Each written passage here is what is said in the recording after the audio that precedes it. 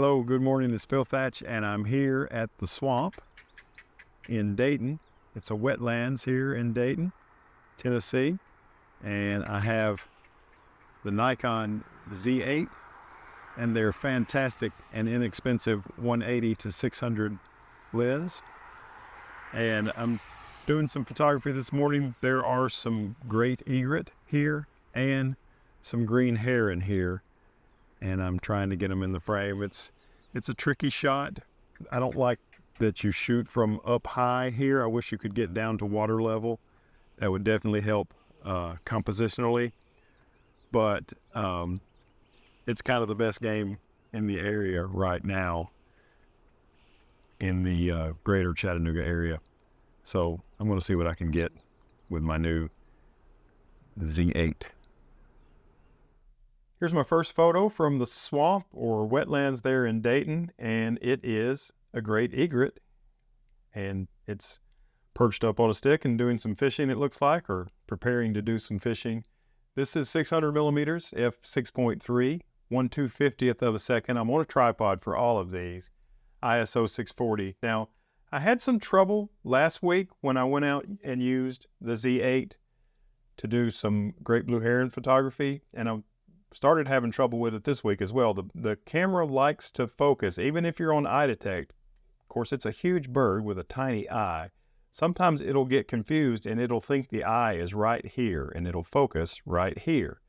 And that's not what I'm looking for. Sometimes it'll be on the same plane and everything will be in focus, but other times this will be in focus and the eye will be out of focus. And of course, I've had to come up with a solution to that, and let me show you what I came up with. When I was setting up this camera, I had an idea that I might want a custom area mode that would be shaped kind of like this. And I thought I would use it for birds in flight when I go and do sandhill crane photography. But this custom area also works well for these wading birds where the camera tries to focus on the shoulder. You know, you can size these things however you want, as you can see here. But I went with what they call 19 by 3. And then when I'm in the field, I take that box that you can see there and I move it up to about here, and it only has the bird's actual eye in the focus box where the camera will look. The shoulder, which confuses the camera, is not in the shot. And it works all the way across the screen, so if I've got a bird facing to the left, it works. If I've got a bird facing to the right, it works. But you set that up in the photo shooting menu under autofocus area mode. And there's lots and lots of ways, but there's two custom ways, WC1, which I customize that way, and WC2, which you can do something else with. But anyway, that works for me with wading birds on a Nikon Z8, and probably Z9, and maybe even Z6 III as well. Here's the next great egret shot. It was perched on this little branch sticking up out of the water for quite some time, and I made a few shots of it. I made this one while it kind of lost its balance. I thought that looked pretty cool. Also 600 millimeters f6.3 and 1/250th. This one is ISO 720. The bird flew off from that perch just for a second. It flew just maybe 15 feet and then flew right back, and I caught it as it was coming in for a landing. This has got some motion blur in it. I'm still only at 1/320th. Not a whole lot of light this morning, very overcast, and I was there very early. ISO 1000 on this one at 1/320th, and you can see some motion blur in it right here, but I don't care. I still thought the picture was cool and decided to share it with you. And then here's another one right as it was landing. The eye is nice and sharp in this one, but there is some motion blur in the wings as it's settling those down. Beautiful to see a great egret in Tennessee. I moved down to a different location here at the wetlands, and man, I'm going to have to get checked for ticks when I get home. Holy crap. But ran into some green heron down here at this location and was able to get some somewhat frame filling shots. So that's really cool, especially with only 600 millimeters on full frame. Of course, this full frame has lots and lots of megapixels, so it's very croppable. I should be able to, after a little editing, definitely fill the frame. But I really love green heron. They're one of my favorite birds. Now look at this green heron. These things are so beautiful, about maybe a fifth the size of the great egret that we were looking at before. And here it is there in the wetlands. And this is a branch. There's a branch that's kind of floating on the top of the wetlands. And the green heron was doing some fishing from it. And I made some photographs of it as it walked along. This is 1/320th, 600 millimeters, f6.3, and ISO 1800. Here's another shot in that same series, exact same settings.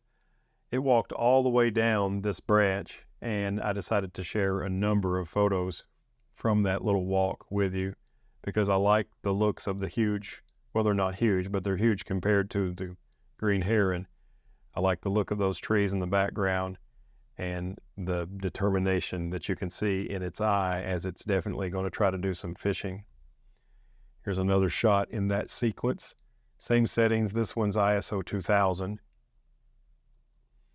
And for this one, I decided to not crop it side to side at all, and I decided to make it into a 3x1 crop to see what it looks like from a Nick Carver sort of a look. And I like this one as well. Same settings. This is more my style, 16x9. It's moving further down the little branch that's floating in the water. 2800 ISO for this one. Moving further down still, I cropped this one a little closer. You can see that the distance remains the same, but you can see the bird gets larger in the frame as I've cropped it a little bit more. Still looking at 5,596 by 3148 pixels, so plenty of resolution. This is another one that I cropped a pretty good bit, and I like this one because it looks like the bird is looking right at me. This one's 2000 ISO, still 600 millimeters, 1/320th, and wide open at 6.3.